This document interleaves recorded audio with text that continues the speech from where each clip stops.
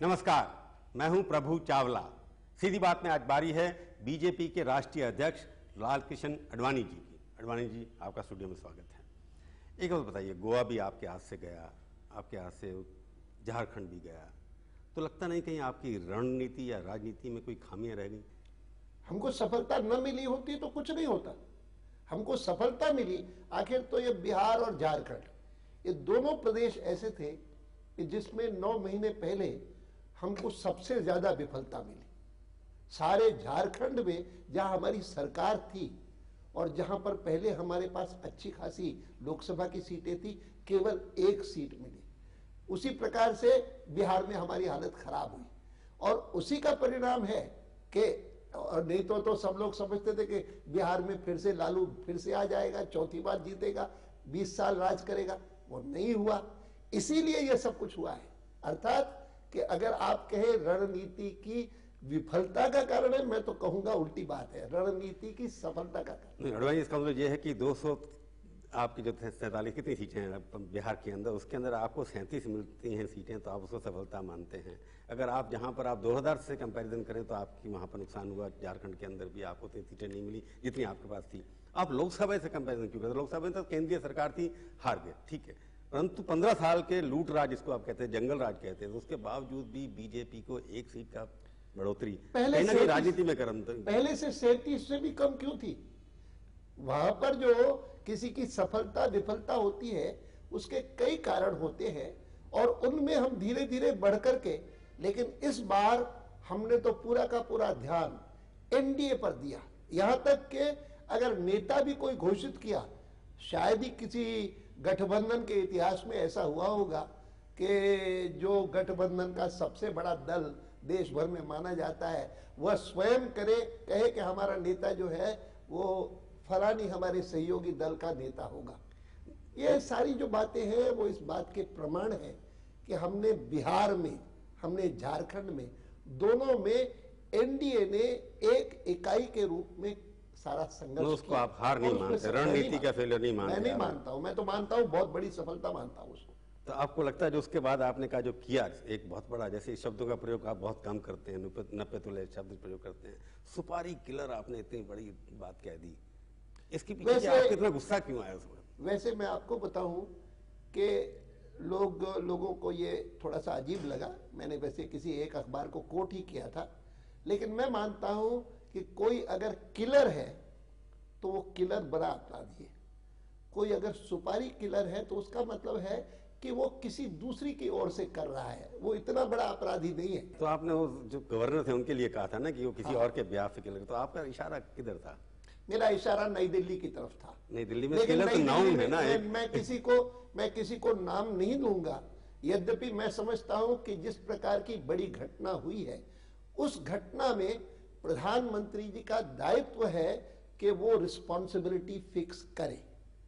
Accountability का तकाजा है कि इस प्रकार के बड़े प्रहार के लिए अकाउंटेबिलिटी फिक्स की जाए, रिस्पॉन्सिबिलिटी फिक्स की जाए। तो इसका मतलब आप प्रधानमंत्री को अभी अब्सॉल्व कर रहे हैं, अभी लगता है कि वो फिक्स करें, इसका मतलब उनसे पूछा नहीं गया? क्योंकि मेरी जो प्रधानमंत्री जी से बात हुई, बाद में वाजपेयी जी की बात हुई, मुझे ऐसा एहसास नहीं हुआ कि उनको कोई भी जानकारी है।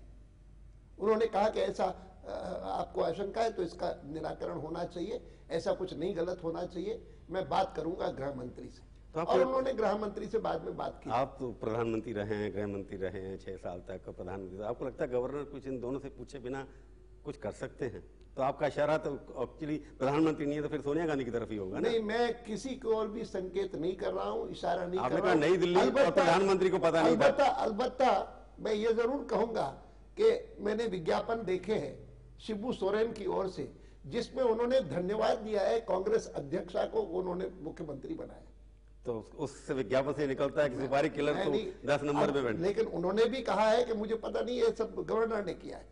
तो आप उनका एक वक्तव्य स्पष्ट बात करते हैं आप तो। मैं इसीलिए मैं समझता हूं कि इस स्थिति में प्रधानमंत्री की जवाबदारी है कि वो इस बात की जांच करे और निश्चित करे कि जवाबदारी किसने की है। आखिर तो वहां पर मंत्री बैठे थे केंद्र के, अगर उन्होंने किया है फ्री एजेंट्स के रूप में। 4 मंत्री थे वहां पर, 1 मंत्री तो कैबिनेट चीफ मिनिस्टर बन गया। में 2 मंत्री थे। नहीं, वो खुद भी कैबिनेट मिनिस्टर थे ना, सोरेन साहब। हाँ, वो तो ठीक है। वो भी कैबिनेट मिनिस्टर थे, 2 मंत्री और थे। हाँ, अगर आप शिबू सोरेन को भी गिनेंगे तो ठीक है। तो इसलिए वहां पर मंत्री जब बैठे हुए थे तो आपको लगता नहीं है कि जिम्मेवारी अगर फिक्स करेंगे तो या तो कैबिनेट के मंत्री को सैक जो भी करे, जो भी करना चाहे, लेकिन देश को पता लगना चाहिए। आखिर तो इमरजेंसी लगी थी तो कभी श्रीमती गांधी ने डिसोन नहीं की थी अपनी रिस्पॉन्सिबिलिटी।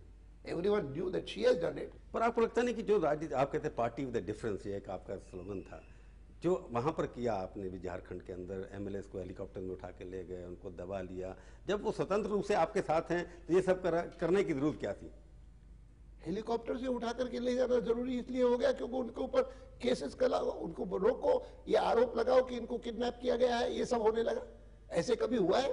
तो इसका तो एमएलए अपने ऊपर नहीं, उनको कॉन्फिडेंस नहीं है ना। ये नहीं, उन्होंने वो आखिर तो वो हमारे थे नहीं, हमारे 37 को कुछ नहीं करना पड़ता, लेकिन जिन लोगों ने 5 लोगों ने हिम्मत करके हमारा समर्थन किया और जिनके ऊपर कई प्रकार के दबाव दूसरी तरफ से भी थे और जिनका नाम बिना उनकी स्वीकृति के लोगों ने भेज दिया। आखिर मैं आपको बताऊं कि विचित्र बात यह हुई कि जब ये 5 लोग हमारे नेता के साथ मिलकर के राज्यपाल के पास गए तो राज्यपाल के नाराजगी का पहला कारण यह हुआ कि ये क्यों आए हैं यहाँ पर, आप इनके नाम मुझे दे देते, ये स्वयं क्यों आए हैं यहाँ पर। तो उन्होंने खुद ही बुलाया था ना शायद सबको, उन्होंने बाद में बुलाया, दूसरे दिन बुलाया था। पहली बार जब गए तब वो अर्जुन मुंडा जी के साथ गए थे और उस पर वो नाराज हुए क्योंकि उनकी कल्पना थी कि मैं इनसे नाम पूछूंगा और 2 नाम अगर दोनों दृष्टों में कॉमन है तो मैं कह सकूंगा कि भाई दोनों में कॉमन थे, तो मैंने ये निर्णय कर लिया। पर आपको लगता नहीं टेक्निक तो आपने वही अडॉप्ट की, जैसे राजस्थान में ले गए एमएलए को, आप गोवा के अपने एमएलए और उसके बाद अपने एमएलए आपके छोड़ के पार्टी चले गए। इसमें कोई अपराध नहीं मानता हूं, जब खास करके विरोधी दल से के साथ और जो सत्ता पक्ष है उसके साथ इस प्रकार का झगड़ा होता है और वो किसी न किसी प्रकार से रोकना, हवाई जहाज को रनवे पर से आगे गया और उसको वापस बुला करके और जांच करना कि इनमें से 5 लोग बैठे, कहीं आज तक हुआ? इमरजेंसी में भी नहीं हुआ। और ये इसका सामना करने के लिए अगर हमारे साथियों ने ये सब कुछ किया, आई सी नथिंग रॉन्ग अबाउट इट। आपको पूरा विश्वास है कि वो आपके साथ अंत तक रहेंगे?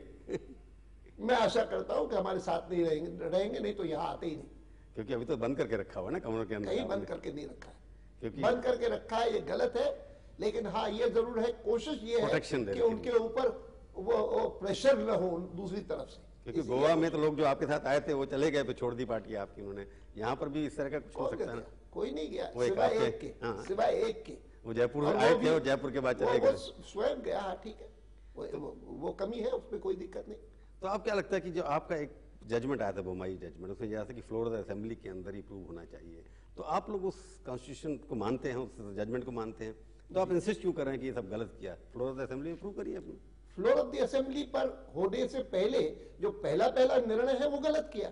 फ्लोर ऑफ द असेंबली पर कोई आपत्ति नहीं करेगा, हमको भी अगर बुलाते तो भी हमको प्रमाणित करना पड़ता फ्लोर ऑफ द असेंबली पर, लेकिन पहले किसको बुलाना इसके गाइडलाइंस क्लियर है कि सबसे बड़ी पार्टी को बुलाइए या सबसे बड़े प्री पोल अलायंस को बुलाइए। किसको बुलाएं?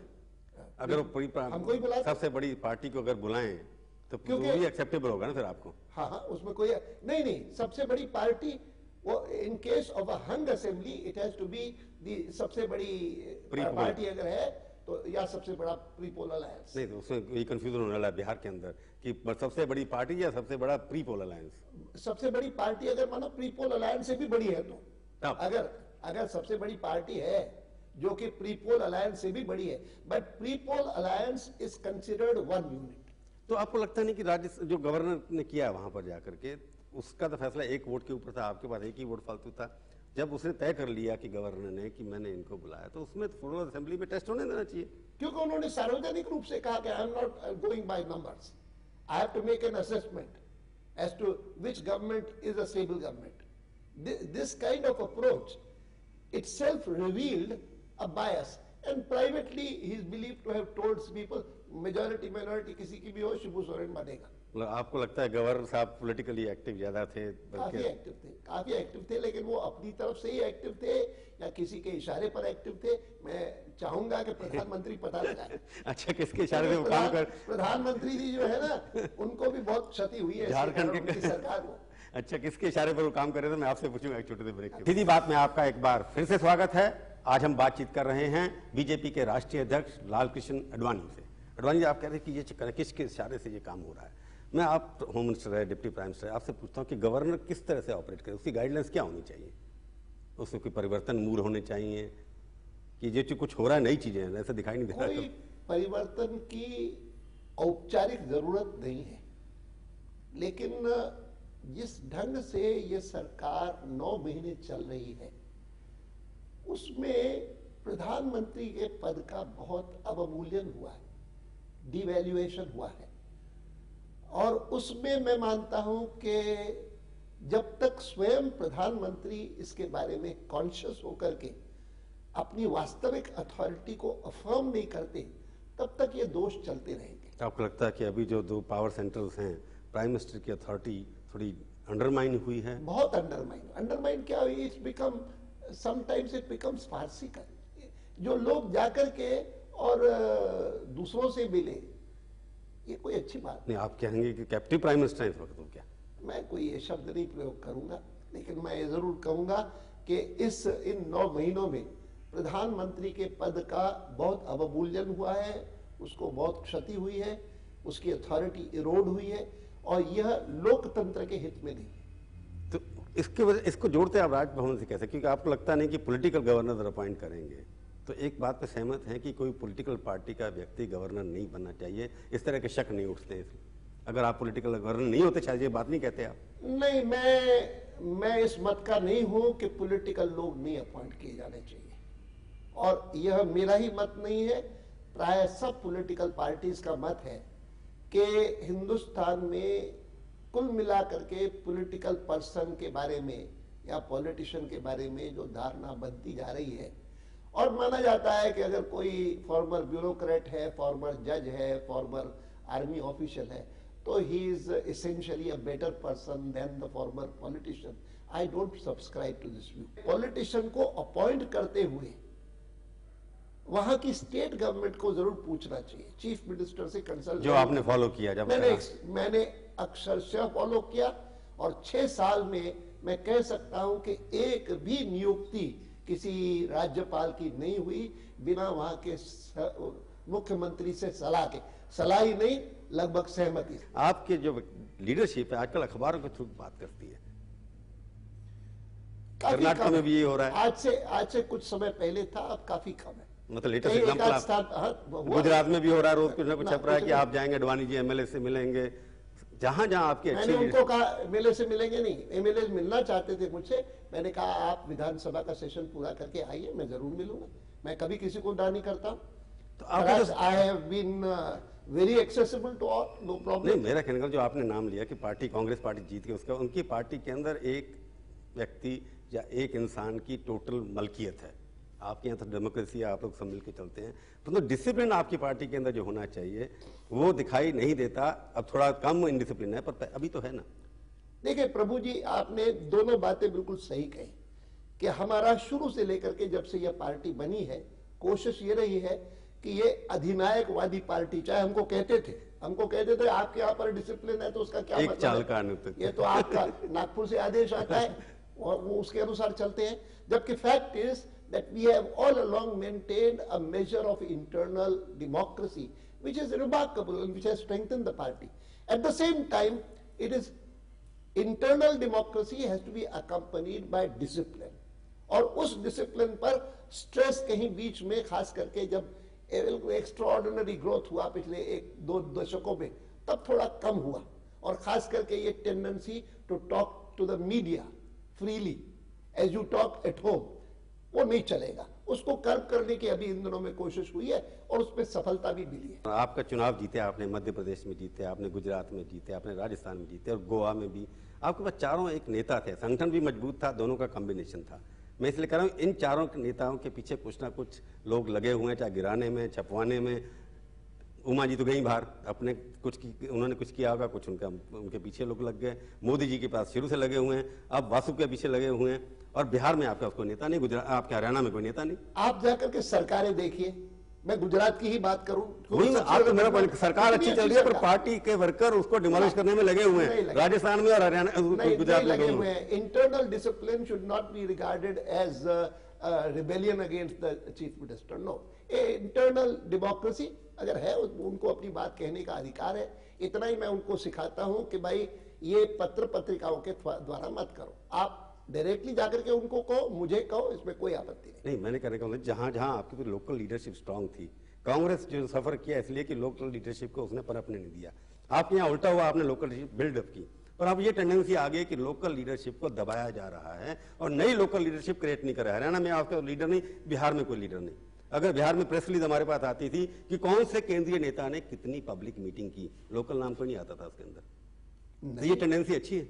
सुशील मोदी वगैरह बहुत मेरे पास प्रेस रिलीज पड़ी है दफ्तर के अंदर। प्रसाद और शत्रुघ्न सिन्हा, वो चाहे लोकल नहीं होंगे, केंद्र में आगे होंगे। रविशंकर प्रसाद और शत्रुघ्न सिन्हा दोनों चुनाव तो कभी जीते होंगे या नहीं जीते, लोकसभा का कोई नहीं जीते। सुशील मोदी एक ही बार जीते हैं और सुशील मोदी के बारे देखिए ये अब ये डाइवर्शन है। नहीं, मैं कह रहा हूं लोकल लीडर की बात। लोकल लीडरशिप जितनी हमारी सभी स्टेट्स में डेवलप हुई है, लोकल लीडरशिप का बाकी पार्टियों में तो एक दो छोड़ करके कोई लीडर ही नहीं। ये अकेली एक पार्टी है हिंदुस्तान में, apart from the communist party. बाकी all other it's either family leadership और one person leadership. This is the only party where you have a galaxy of leaders. मतलब आपका फेस तो वहां, आपने कहा दूसरे पार्टी के नेता को हमने मुख्यमंत्री बना दिया बिहार में, हरियाणा में तो कोई था ही नहीं, जहां आपके पास 2 सीटें आई। इतने साल के बाद मिस रूल ऑफ लालू और मिस रूल ऑफ चौटाला, उसमें आपको गेन ज्यादा नहीं हुआ, दूसरों को गेन हुआ। इसमें कोई खास बात नहीं है। After all till a few years ago or till a couple of decades ago we were confined to 3 or 4 states, only the 2-3 in these states. Today we are no it's a huge party, massive party. लगता है कुछ changes state leadership में होंगी या मुख्यमंत्री के कुछ होंगे, रीएडजस्टमेंट? चेंजेस थोड़ी बहुत तो होती रहती है, लेकिन अभी कोई चेंज करने का इरादा नहीं है। थोड़ी बहुत चेंजेस होंगी, थोड़ी बहुत चेंजेस पार्टी स्ट्रक्चर में और गवर्नमेंट में भी। गवर्नमेंट में तो नॉर्मल कोर्स है। I can't say about there are 5 different states, लेकिन पार्टी के बारे में मैं जानता हूं, मेरे मन में है थोड़े बहुत चेंजेस करने का। तो आपका लगता है कि फ्यूचर, आपको क्या लगता है सरकार यहाँ सेंटर में? मुझे फ्यूचर बहुत अच्छा लगता है। I see a very bright future for the party. और एक आपके पीछे दुश्मन पड़ गए। मैं के आर नारायण साहब ने एक बार खोलना शुरू कर दिया कि आपको लगता है कि हर जो आदमी है बोलना शुरू कर दिया।